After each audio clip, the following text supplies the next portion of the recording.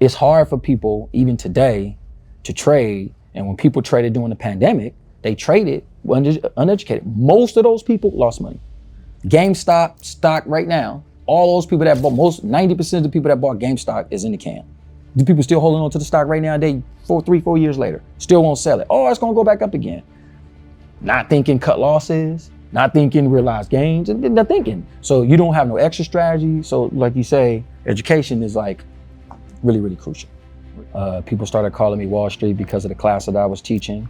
And I started to make money by convincing the officers to take money out of their retirements, crazy as it sounds, and move it into a trading account. When I was inside, all kind of millionaires, billionaires, athletes, professional athletes came to visit me in there. People from the Warriors, like all kind of people. And you know, these people had immense amount of money. I mean, like I'm sitting here in awe, but the one thing that I noticed among them was they wasn't happy. I'm thinking to myself like, wow, you got all this damn money?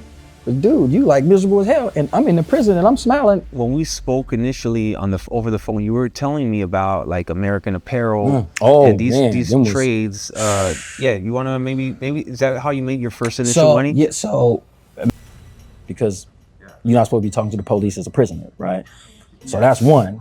You ain't supposed to be talking to the police. So I now have to figure out how to sneak from around the officers to talk to them about finance without the prison guards, without the prisoners seeing me. They want to harm me because I'm doing this. So what I did was. Curtis Wall Street Carroll is one of the most inspirational traders that I've ever met. Some of you may have seen his viral TED Talk. For those of you who don't know who he is, what I'm about to share with you is nothing short of respect and seriousness. So please allow me to inspire you before you judge. Curtis Carroll is a former prisoner in California. He has been released on parole from a sentence of 54 years for his crimes committed at an early age. His inspirational journey began in jail when he taught himself how to read using newspapers and magazines. Despite facing huge adversity, Curtis discovered his passion and purpose when he stumbled across the financial pages in the newspaper. As unbelievable as it sounds, Curtis taught himself how to trade stocks and eventually began teaching financial literacy classes to fellow inmates. Even some guards and officers have testified for him that Curtis offered them valuable stock market insights back then.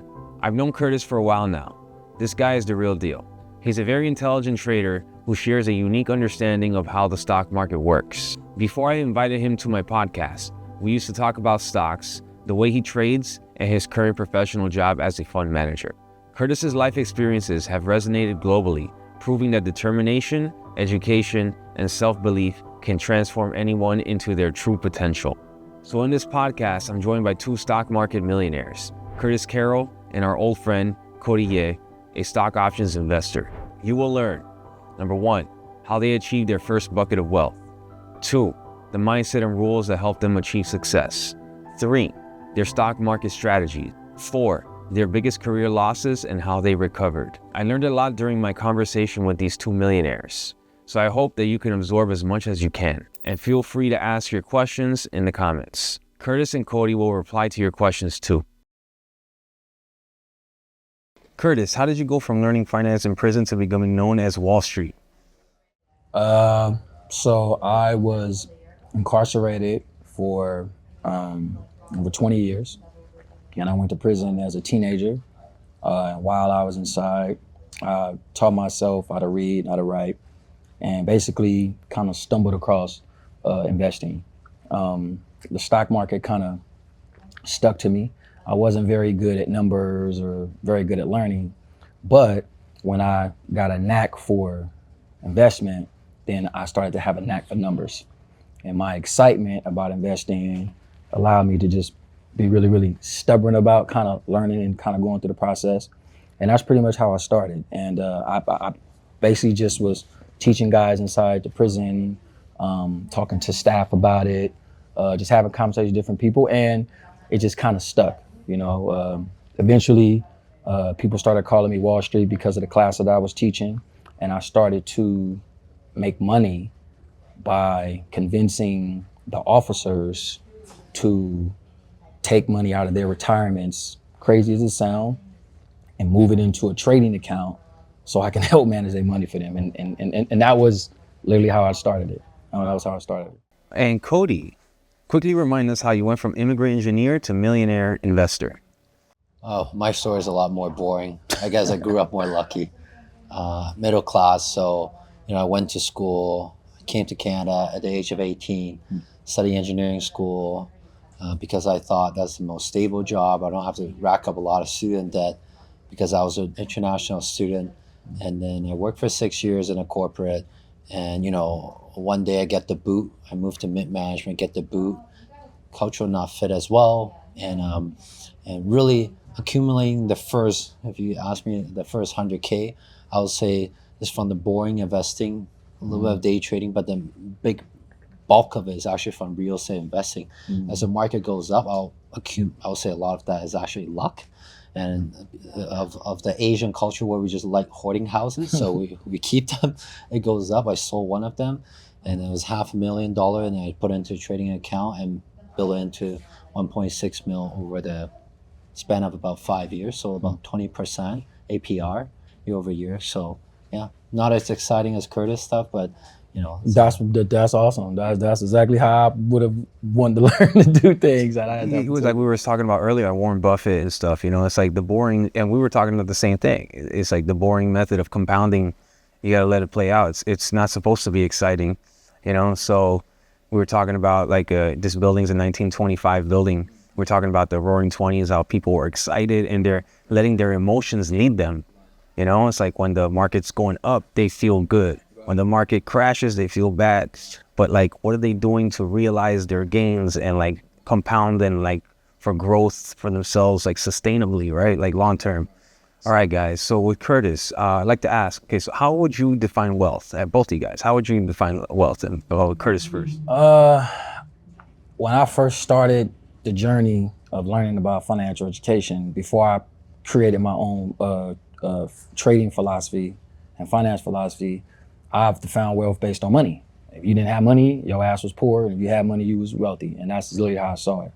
Once I started to educate myself and understood that wealth had more to do with personality and character and didn't have anything to do with money, it changed my perspective about it. I began to stop trying to get wealthy and start trying to be a better person, which came along with money. And so it was like that I want to go out, and I was in prison for a crime that I had committed. And what am I going to do with my life now if I focus on get money as a criminal and not how to be a better person, how to treat people with dignity and respect, and then get money based on my character. People want to be around me, people want to help me, right? So I changed up that and started working on self. And so that's how I define it now, more than I used to find it before. It's more about self-worth, self-value, and how you treat people. And I think that's more of a definition of long-term asset depreciation, in my opinion. That's great that you mentioned that, because with my journey, especially before I got financially literate and learned trading and markets, I didn't realize all the personal growth I needed to work on myself. So like with this kind of world of finance and to trading and investing, you really got to work on the personal side too, And I see the way you guys both carry yourself. We've been hanging out. It's like you got to be on that wavelength. It's like it's someone that's not that. Like I remember myself before educating myself in trading and all that. It's a completely different person. I was interested in different things. I'm from Miami originally and interested in partying on South Beach and nights out and focusing on things that low level. I mean, I don't know. It's like we all go through different phases. I'm not even. It's just part of life, But like I love this world that I'm in now. It just forced me to improve in a lot of ways, So, and it's much better, Here we are at the athletic club.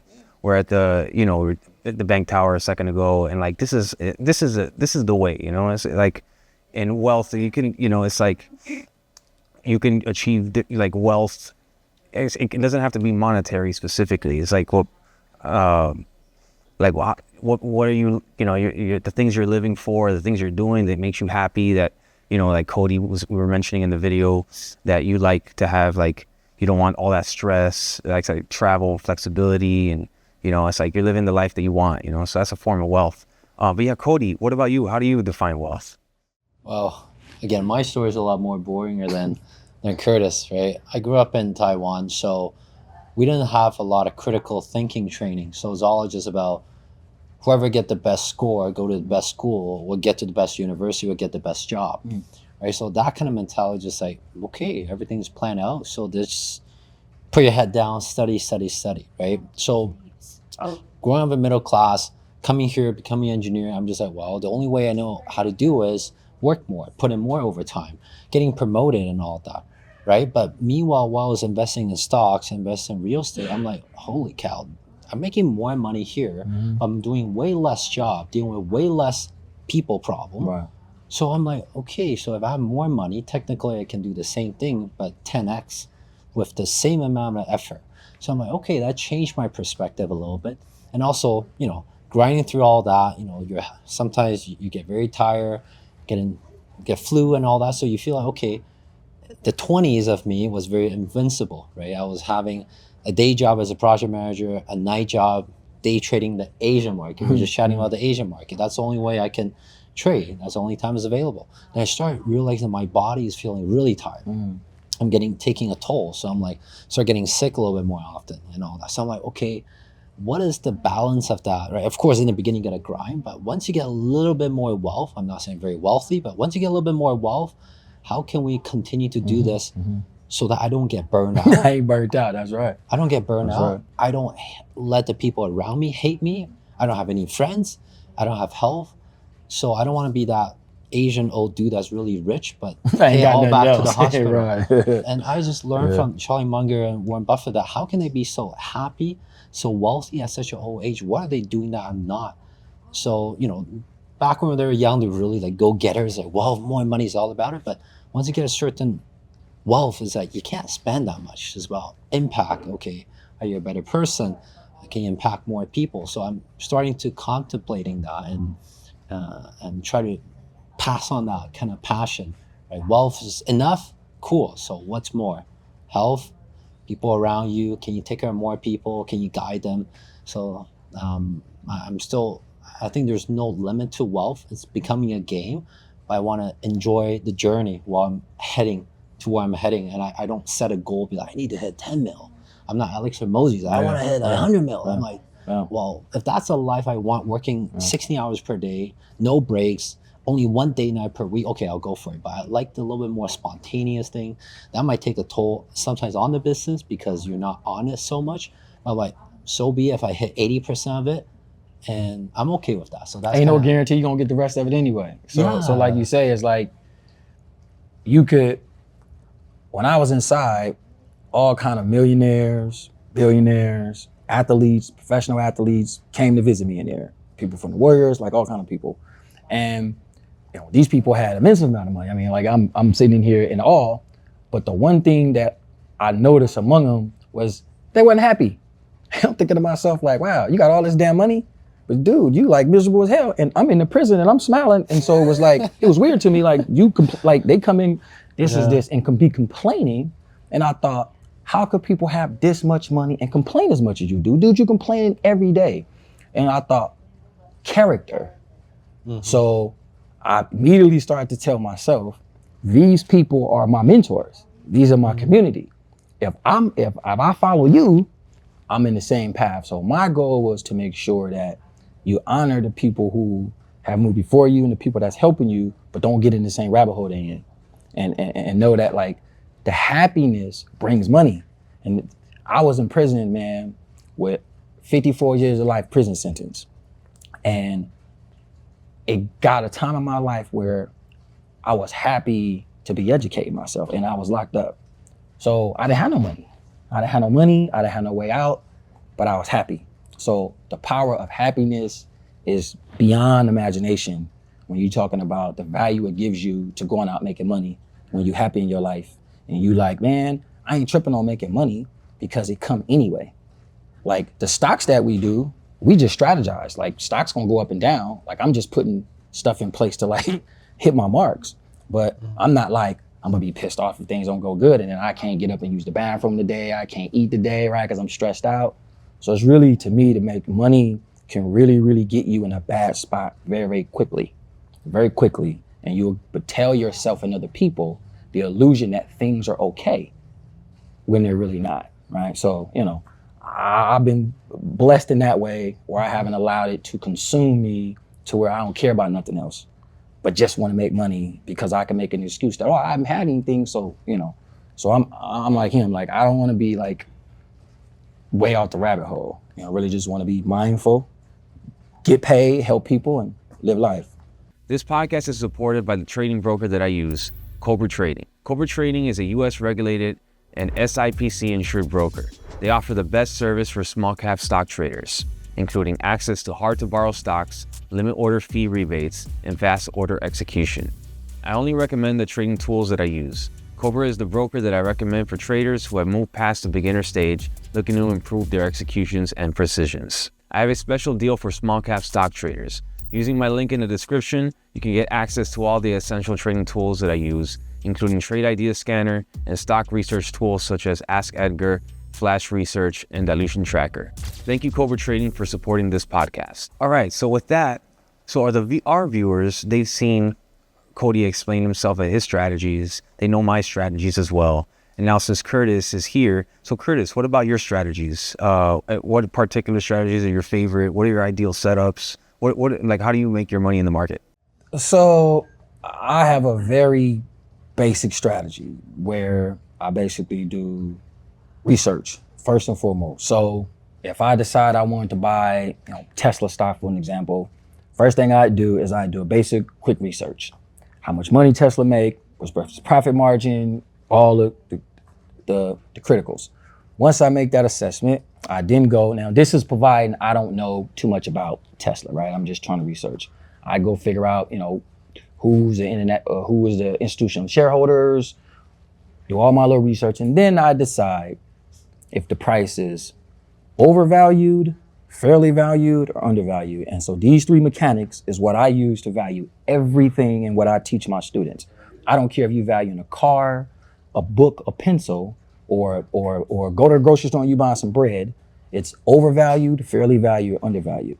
So what I do then is plug in if the stock price is at $200 a share, based on what? Is that based on earnings? That's based on revenue, and that's how I trade. And so for me, trading is basically based on this idea of the data. And the data, because I assume that are, pretty fast now that I'm out, and I didn't have computers and stuff like that inside, so everything was handwritten. But on the street, it's all just computers. So I got my trading system set up, I got my monitors set up, and I day trade, and I probably trade, I don't know, depending, 4 or 5 times a day, depending on, what I'm doing for strategies. But my strategy is called a column check system.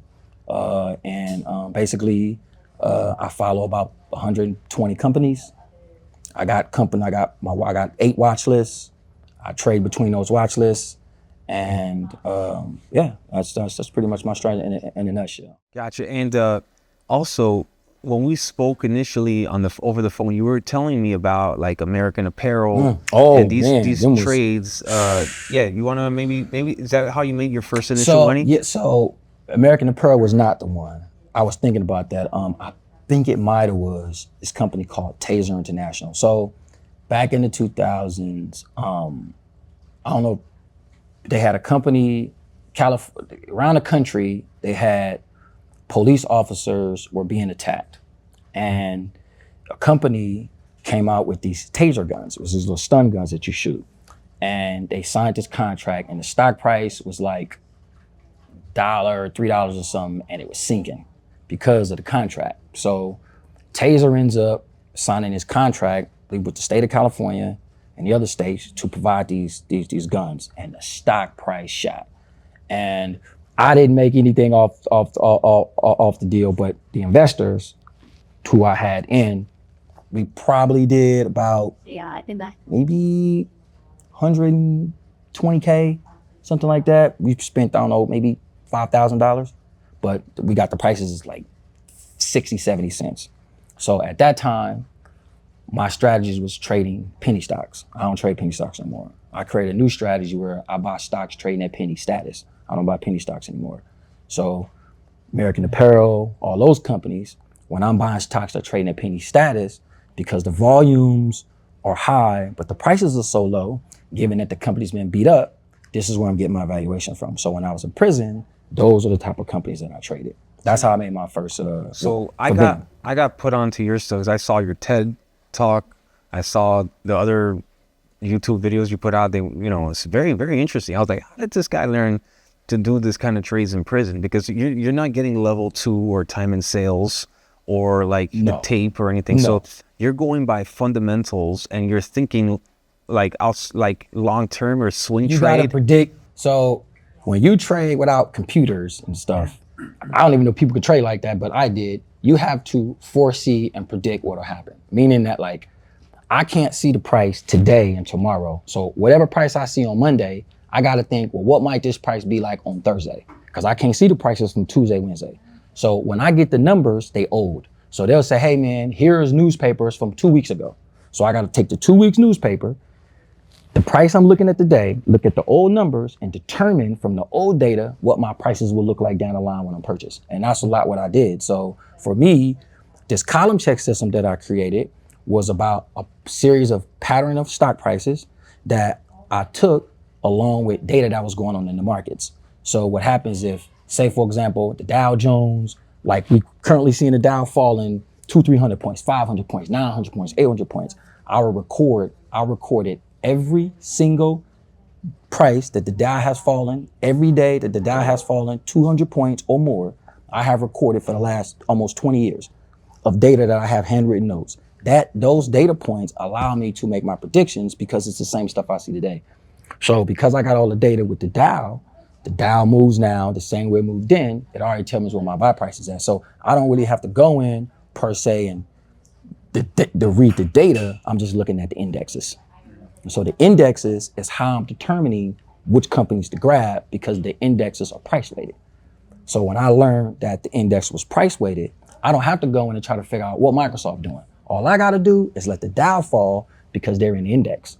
So because they price weighted, that means that every time the Dow falls or rise, probably 80% of the companies in the Dow will go up or go down, which makes it easy for me to go in and make my purchases. And that's pretty much how my system initially started to work before I expanded. And the clients you had, the prison guards, and how did you get them to get their 401k to invest in to let you trade it? And like you would go in the back office and stuff and trade. Like, yeah, you wanted to get into that?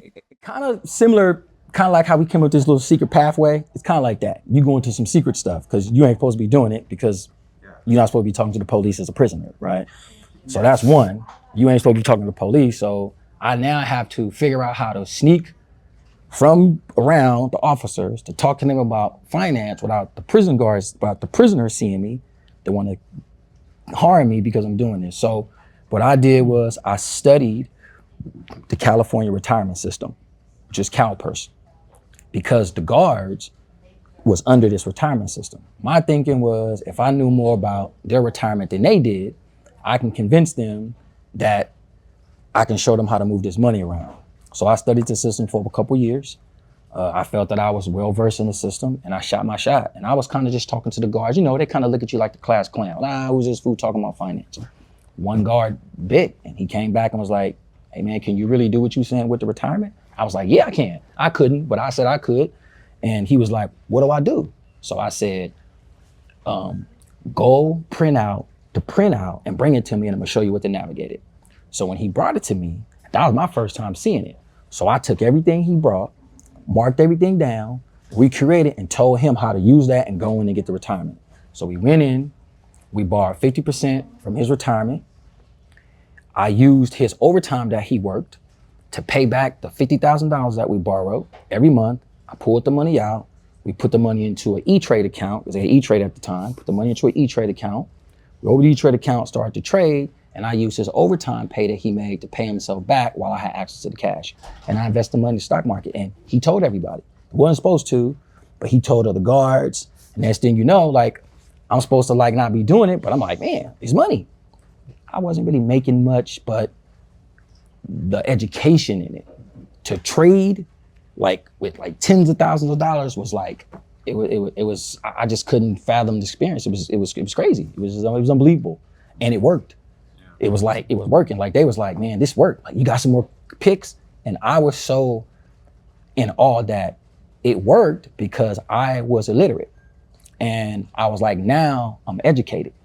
And I ain't never been educated in my life. And here I am telling people about finance. So it was a different type of energy that I had as far as my perseverance to push forward with doing this. And I started building platforms, started teaching classes. And before you know it, I had about probably, when I first started, maybe like 10 clients, 20 clients, and maybe $500,000 under management.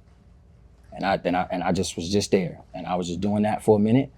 I got in trouble, got transferred to a bunch of prisons. And when you seen my TED Talk, I was at San Quentin State Prison, which is California. And when I got there and started to do the finance thing, that's when everything kind of took a whole different turn. That's when the celebrities and all that stuff. So the TED Talk was in San Quentin prison. I took the TED Talk. So you can see Wall Street in there, Curtis, with the jumper on, and they actually planned. Can you go over how that? Because you told me how it was so interesting. Yeah. So they had decided that they wanted to do a TED Talk, and so at the time, I only had notoriety for like trading inside, but like no one had like knew who I was on the outside. So a reporter that writes for the Wall Street Journal found out about a guy in prison in New York. So she flew off from New York, came to the prison, they let her in, and she was like, I want to write a story about him. And she wrote this story, and she was like, who is his idol? She was talking to the prison officials, and they were like, he loves Warren Buffett. So they titled the article, Murderer Turned Stock Picker is the Oracle of San Quentin. I hated the name. I couldn't stand it. I was like, I ain't no Oracle and all this Warren Buffett is the Oracle. Because there was a homage to Buffett, which is what they was calling me. And we didn't think the prison was gonna let the name stand because here I am, a prisoner in here for murder, and you calling me this Oracle of San Quentin. And they was like, hey, we got this idea, for this TED Talk, but the lady who was curating the event wanted to bring the TED Talk to San Quentin. And she was like, I want to do an event. They found out about who I was and was like, man, we want you to audition for this thing. And, the Oracle of San Quentin doing the TED Talk. It was this whole big old thing, man. About 300 people was there. The governor, Gavin Newsom, he was lieutenant governor then, a bunch of other people. And man, it was one of the most nerve-wracking experiences that I'd had. The crazy part is the TED Talk was not a good experience for me. I think I was sharing with you, it was not a good experience for me, but it turned out to be the best probably piece of material I've ever did. That TED Talk is me going rogue, basically. That's me mad at the administration for making me do the TED Talk because I didn't want to do it. I didn't want to do the TED Talk because I had a script that happened in my life, and in the process of that, I had a visit with my family. And my family told me things in my life that didn't happen, and I didn't feel comfortable with telling that in the talk. So I didn't want to do it, and they didn't want to let me change what I was going to say. So in the talk is me being mad and angry about the conditions, and that's me kind of lashing out, but turned out to be, I think I got like almost 20 million views or something like that on that damn talk. I think it was crazy. It's like when things are spontaneous like that, it comes from the heart. Yeah. It's like people resonate. Yeah. And from 20 million people, you listen to that and like they keep watching it. Like senators, like the Fed, the former Fed, Federal Reserve chairman, all of them was there. It was like, dude, like this was like, and so it really just like took, for me, kind of defined what my lane was. We was talking about earlier about like character and stuff, right? It was like, you in this place, and people was really like looking to what you say. So you could do two things here. You could continue to sell drugs, be a nuisance to the place, or you could change your life around and use this power to help people despite your situation. You know what I mean? So my thing was like, help people. And in the process, for the people we managed, the money, we managed millions of dollars, and retirement money. I mean, they probably put up, I don't know what, maybe 4 or 5 total retirement. I probably pushed it to maybe close to $20 million trading those accounts up there. And you talking trading accounts, you talking retirement money. Like all they doing is depositing cash and I'm buying stocks. They not sending me the money. I'm not putting it off. So all I'm doing is I'm in an account and I'm in there trading. And I traded for years. All right, Cody. So in the last video we did, there was some commenters, some viewers wanted to know about your biggest loss. So, people love to, it's like they get excited when they see these big losses. You know, one of my videos that I posted is one of the most watched videos when I lost $150,000. Everyone wants to see the loss. They got to see it. So for you, what's your biggest loss? I mean, I think can define in terms of egos or actually monetary, right? And I remember every single loss, maybe because of the ego, monetary wise, not so much. But then when you ask about that, I think it's like you thought it's a good company, it will go up, and it still hasn't come back. For example, a good example is PayPal, right? So I bought PayPal in 2021. I probably put in, I don't know, 150,000. But it dropped like a yo-yo ball, right? It keep dropping. And, I have friends that maybe at that time just like, hey, I'm like, this is not stock advice. It's probably a good high point, but I just thought I'm using PayPal to manage my business account. I kind of like their service, but now that they banned my account, maybe I should sell all their stocks. But I kept it, and not so much as in, at that time, like, should I take losses and all that? I'm like, you know what, I'll keep it as my plaque of shame. So every time I go into that account, I can open it. I'm like, it's down 80%, down 80%, down 80%. So I keep looking at that. I mean, it's probably 80K. I think I share it to like Daniel here, but it's probably 80K down just in that. But I mean, is it like catastrophic? Yeah, to some people it could be, but it's a smaller portion of the account. But to me, it's just like keep reminding me of that you always gotta be humble. And we don't know when the PayPal could come back up. It's just like I have position in Baba. Charlie Munger put in a lot of money in Baba, but what he didn't know was that Chinese government has so much control over stocks. What they say, one thing it's a wrap. could change everything. Charlie Munger even don't know that. So I'm like, okay, maybe I feel a bit better. I like Baba. I use AliExpress and all that. I'm like, great company, great everything, great product. How could it go there? Oh my God. Okay, it's because of the government. Actually, constantly reminding myself that we could do all the right things. Things can still go wrong. So diversification is very cliche, but it's very important. And also never get, just arrogant and all that, because every time you get arrogant, it's gonna slap your face, right? So it's not so much just monetary, but it's like ego-wise. It's like, oh my God, I'm humble every day. And Charlie Munger got humble at age 90. I got humble at age 30, 34. Right. I think I'm okay. I just go from there. Right? So that's my experience. And so do you see PayPal as like still a long-term? At this point, I just keep it there. So I have an unrealized P&L to keep reminding myself. Of course, I want it to come back. Do I think it'll ever come back that fast? I don't know. Maybe it'll come back a bit more. Maybe I'll shake it off. But I'm restructuring a lot of this stuff. But yeah, it's painful to watch it. Even the Baba stuff, right? It came back up a little bit.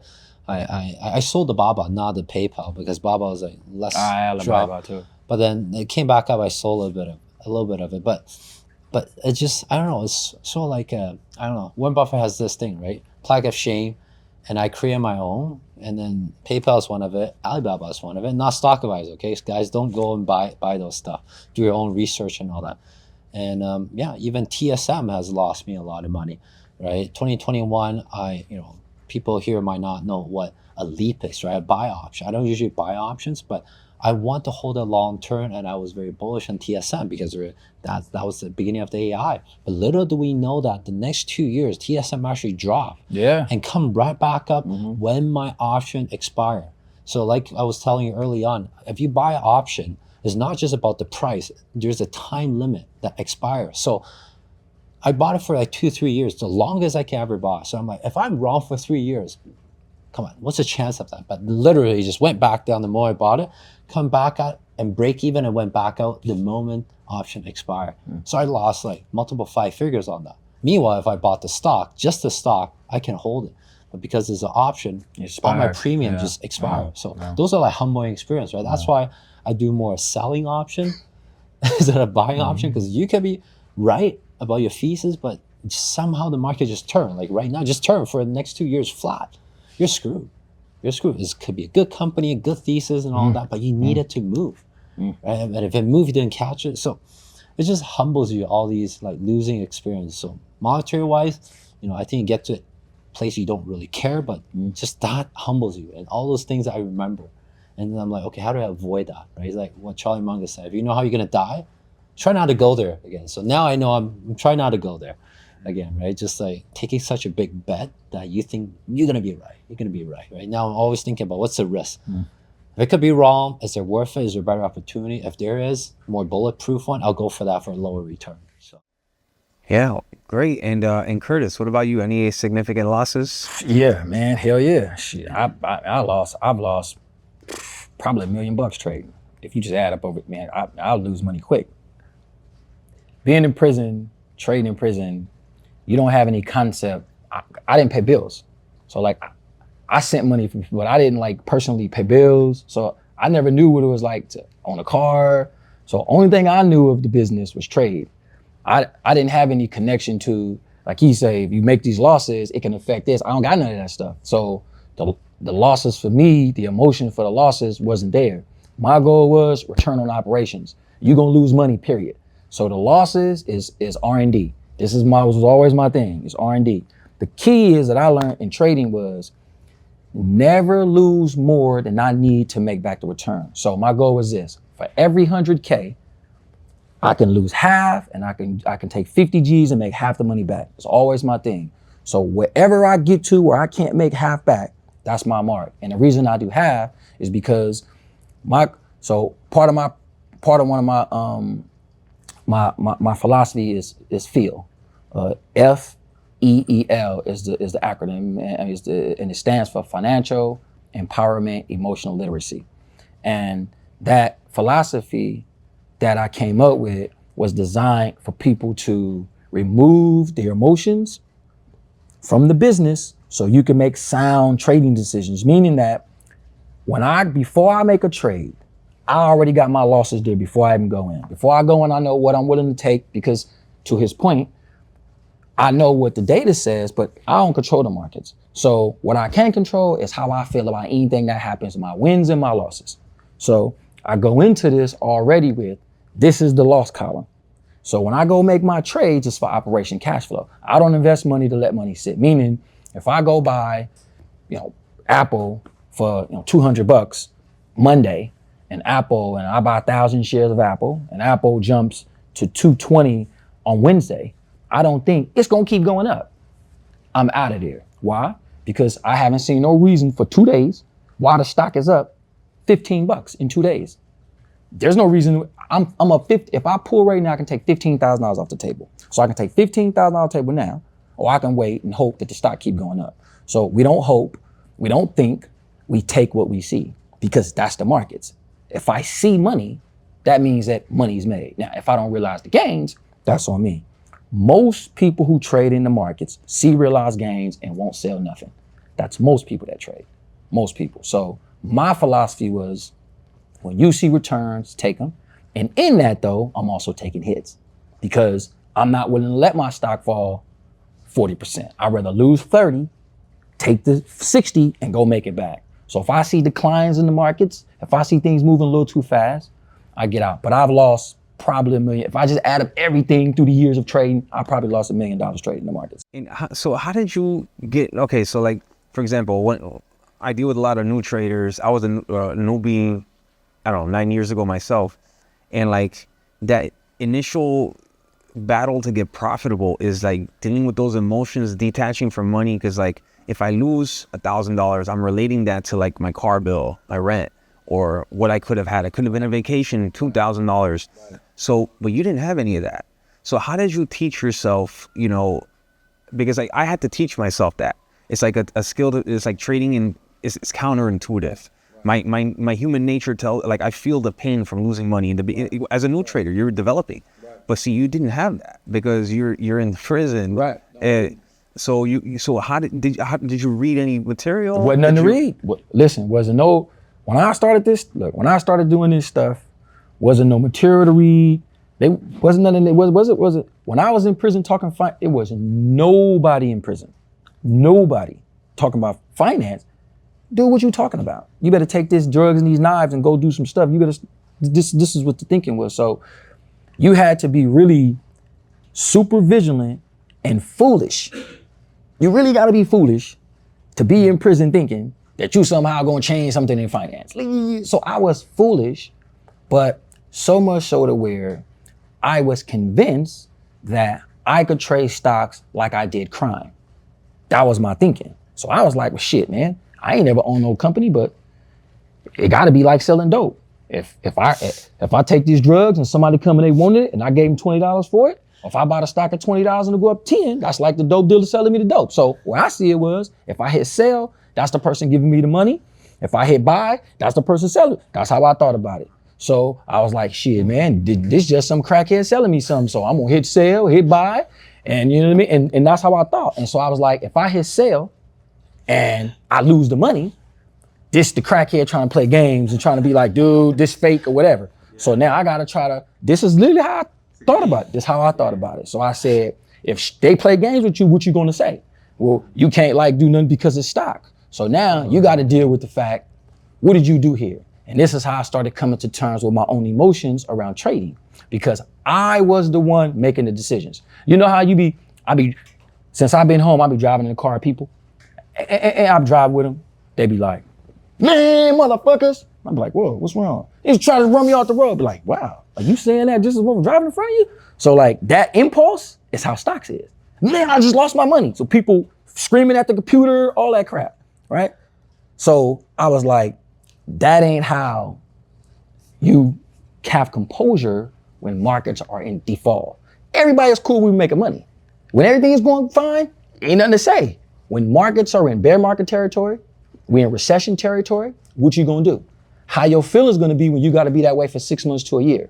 So for me, because I already had a lot of bad stuff happening in prison, I put this into more of a perspective that this is money you had here.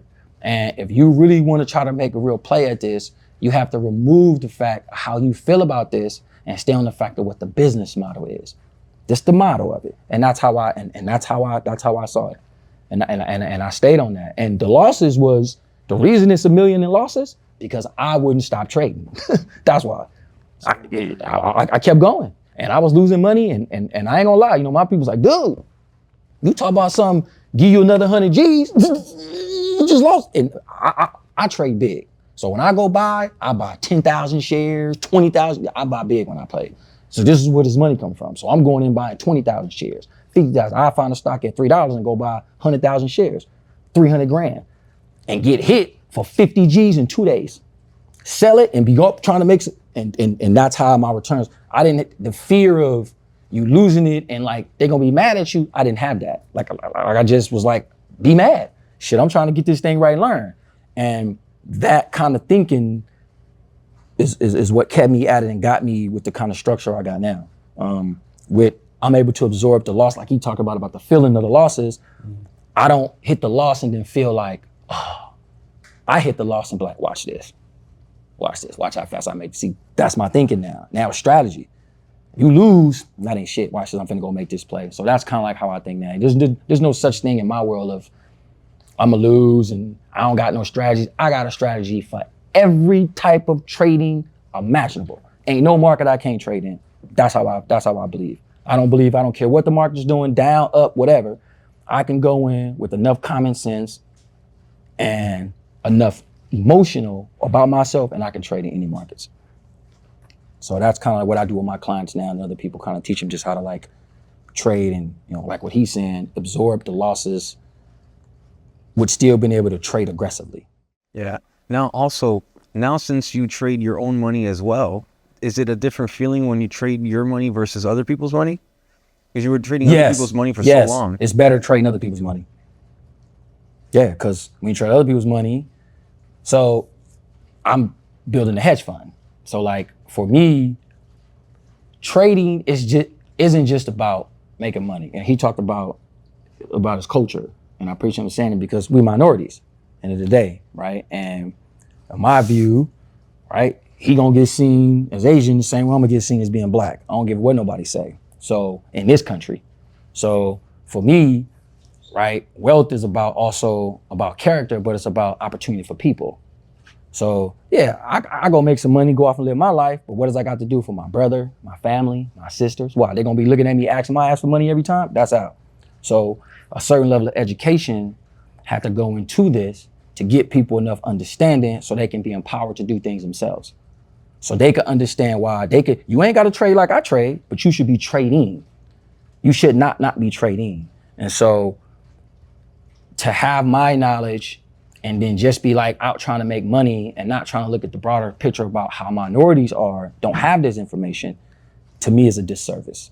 So it's and I don't know, just so happened God put my life where this is what it is. I didn't get the opportunity to learn this on the street. I had to learn it in prison, but I learned it, and this is what I have to do to get back, to make amends for the things that I did in my community when I screwed up shit. So teaching people about investments, talking about finance is my way of, giving back and trying to make the best I can make of it. So the majority of my viewers are from the USA and Canada. And Cody, you're from Toronto, Canada. And Curtis, you're from Oakland, California. So Cody, starting with you, what would you say to the average viewer that's like got $1,000 and they're looking to do, invest or something? What kind of advice would you give them? Invest in yourself. That's right. Buy some books, buy some ebooks. If you can afford a course, you really want to get ahead faster, or some coaching, you can go buy a course or a mastermind. But there's no $1,000 that I know of with my strategy that can make a difference. Maybe your strategy, maybe Curtis' strategy. I agree with you, actually. But I just don't think illogically or probability wise makes sense to go and say, you know what, I'm that lucky guy, gonna double my 1,000 to 2,000, 2,000 to 4, 4 to 8. Somewhere along that way, you're gonna lose it all, but you didn't learn a thing because you got that rookie's luck, right? So I would say just invest in yourself. I know it's very cliche, but invest in yourself, play a paper trading account. And paper trading account, if you can make money, even though it's fake money, and there's a lot of nuance that's not in the paper trading account, but if you can prove yourself that you can make money with a paper trading account, the money's not real, so you don't really feel the emotion. But if you can still make money for a certain period of time, then it's worth it to say, maybe go borrow money, save up more money, then put it into the real market. That way, you're, in my personal opinion, you're doing the right way. You educate yourself and you prove it to yourself in a fake account, then you finally put in real money. Instead, most people do it the other way. It's like, if I have money, I have an app that looks like a video game, I know how to trade, but it's very different than whether you punch in buy and sell, than actually know how to trade. And even if you can predict the market right, a lot of people still lose money because there's a lot of nuance.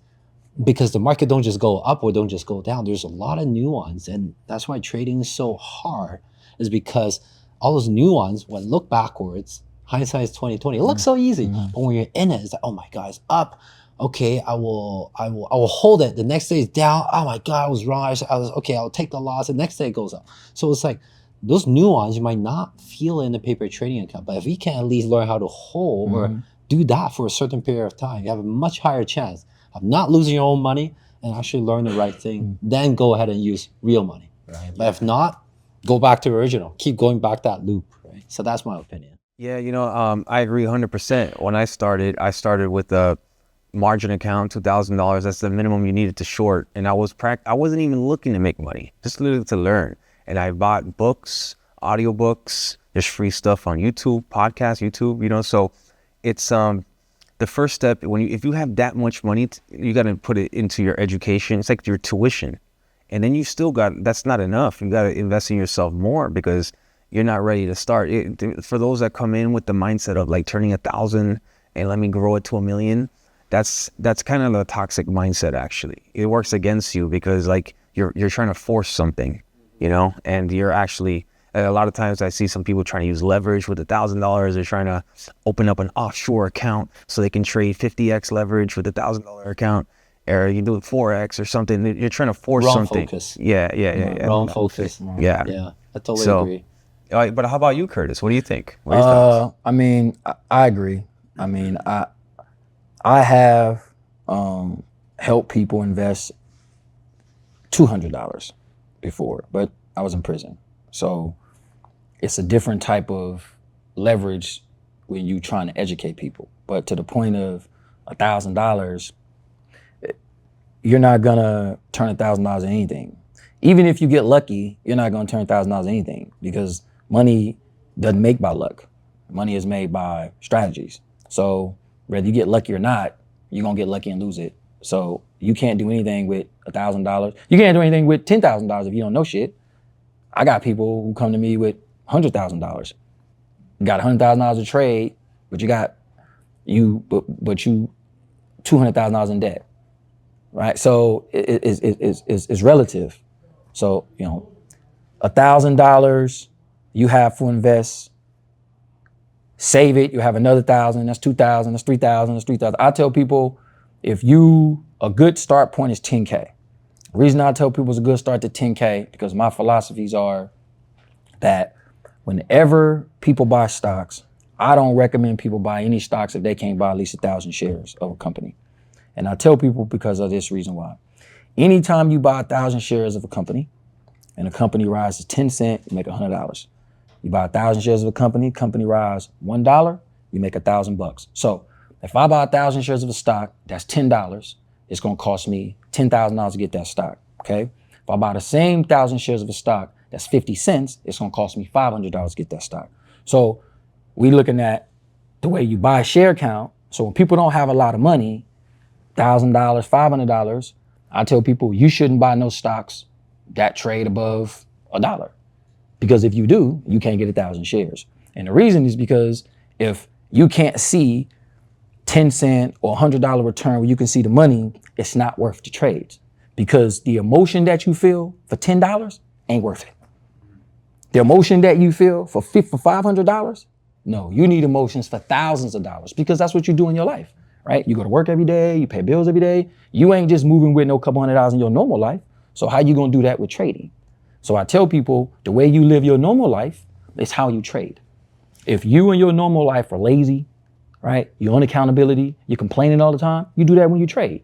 You won't get up, you won't sell, you always got excuses. Oh man, the price gonna do this. You got everything but what you see, because that's what your normal life is. And so people who don't have a lot of money typically trade like that.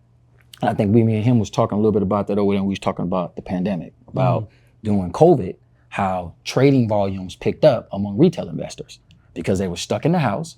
They got the PP money and they went, so, I'm gonna take my $1,500, I'm gonna open up a trading account. Now we're good for Robinhood, TD Ameritrade, because they got to get the counts up. And even some of those people made money.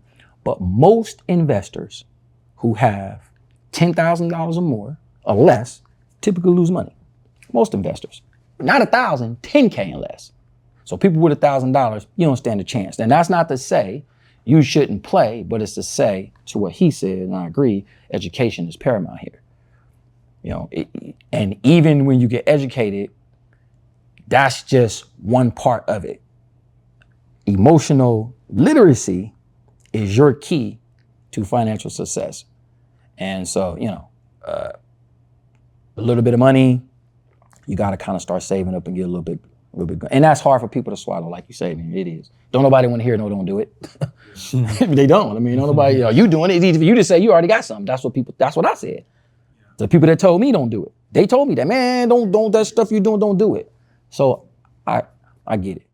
You know, I love that you brought down about the pandemic. It's like, man, I was in that office that you guys were at, and I was grinding. I was studying stocks in my own version of a little prison between four walls. Cody and I were talking about.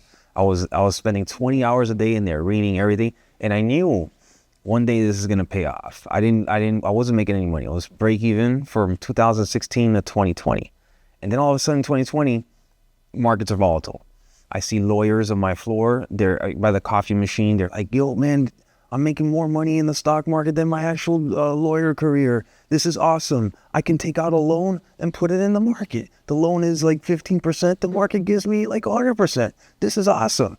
They're all talking. And then I feel at the time I was like, all right, I know how this is going to end. 1999.com, boom. 1929, Roaring 20s, we talked about that earlier. How did that end? You know, history doesn't repeat, but it rhymes. And then, like, I knew, okay, these people are making money now. I had one guy knock on my door every morning. Hey, David, he saw me do with stocks. Hey, did you see this stock? Did you see that stock? I made this, yeah. He made like 30 grand one day, 20 grand one day. He's going big. And I'm trading like a below PDT account, $3,000, $4,000. I'm learning.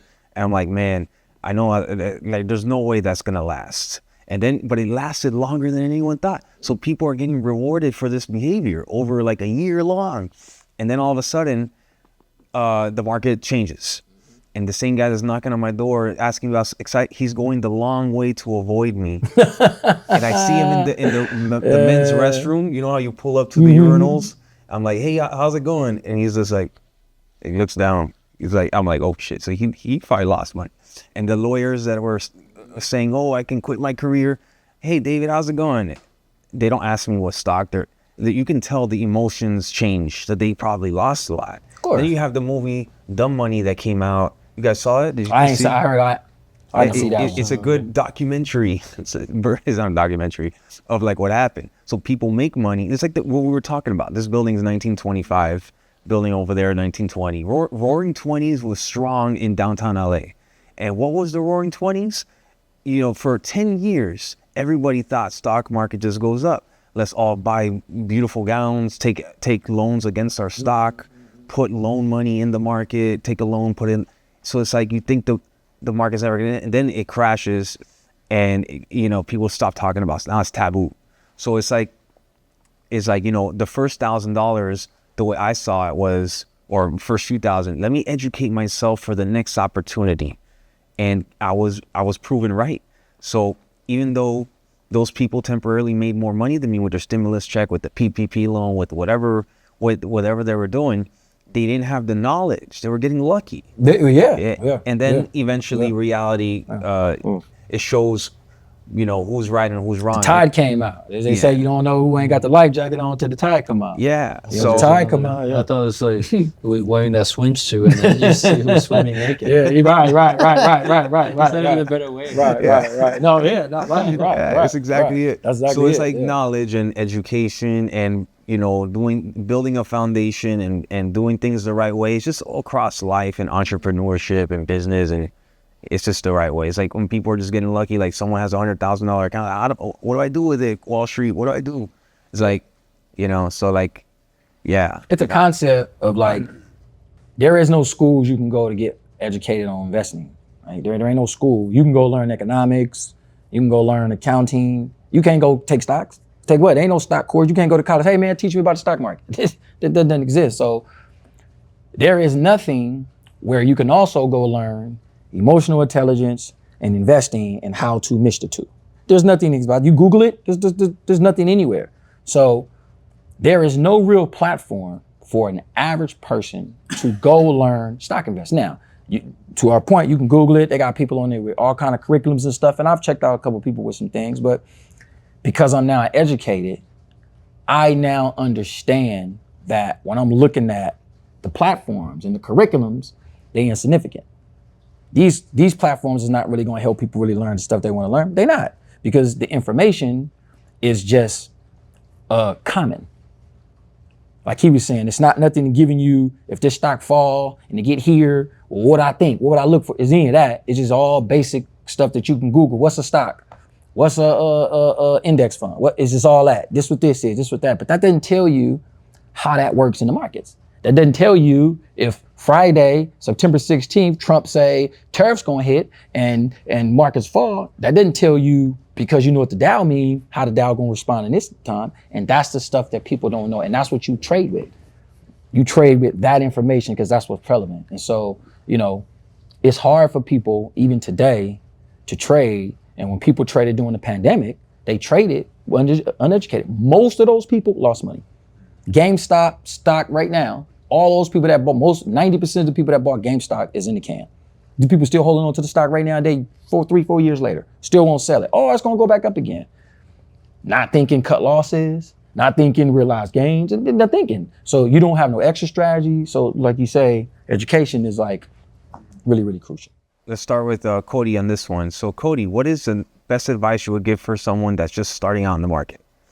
Just starting out, keep your job, keep your full-time job, keep making the money there, and start with boring investing, just long-term investing, understand the market, right through the high and lows, understand your personality, start there from long-term investing. And if you want, you know, if you want to get a little bit more active, maybe more midterm wise, you know, if you're going to go be more active, maybe swing trading, learn about option and all that. But I would say the basic is just long-term investing, put it in the boring indexes. You guys all know the SPY, the QQQ, the VOO, and all that, just to go through it, the up and down, and go through a big major drop down, see how your body or your mind react. Because that is the most laziest version, the most laid back version, because you know that will come back up again. You have to go and parachute there and see how you react. And if you react pretty well, then start being more active, right? But keep your job, because a lot of people who say, I want to go full-time trading, unless they have a big account, right?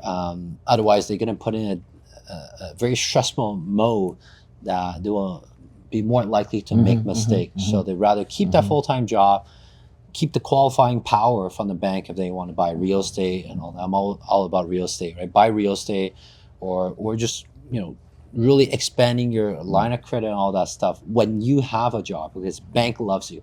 The moment you lose your job or don't have your job, bank do not like you. It takes you at least 2 years to build up in Canada, right? So I was fortunate enough to learn all that. So yeah, I would say just put in an index, see the boring thing, see if you can hold it. If it goes down 20%, are you okay with it? How do you feel about it? And go from there, right? Cool. And what about you, Wall Street? So one of the things that we do is we ask people what they tolerance for risk. And so one of the reasons I do that is because by knowing your risk tolerance, it gives me an indication of where you should start. So people typically gonna say, well, I have high risk. They'll be like, well, man, I don't have risk. So the first thing I ask people, when people think of the word risk, they think of like, risk, I'm gonna lose all my money, and it's about more of your tolerance.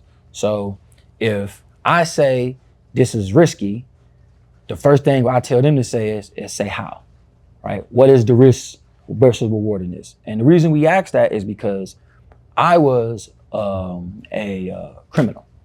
So meaning that I was a young kid who grew up with a criminal's mentality. So my risk tolerance is high as hell. The kind of risk I take, so stocks is nothing. So in a sense, because I'm taking these chances to make a play over here, when I moved over to investing, because my tolerance was already high, it allowed me to see these investments with a more level head as opposed to, oh, I'm going and making risk because of things I've already been accustomed to doing. So that kind of helped me a whole lot more than understanding the tolerance that we deal with people before we start getting people to understand about investment. Unfortunately, we have a tight schedule on that day, so our filming was forced to cut short. If you have been inspired by this special podcast with Curtis and Cody, please let me know in the comments. Should I re-invite them to have deeper conversations about their trading? I have a full interview with Cody, where he shares his journey from an immigrant to quitting a six-figure corporate job to pursue financial freedom. Please like this video and comment if you would like to hear more from Curtis.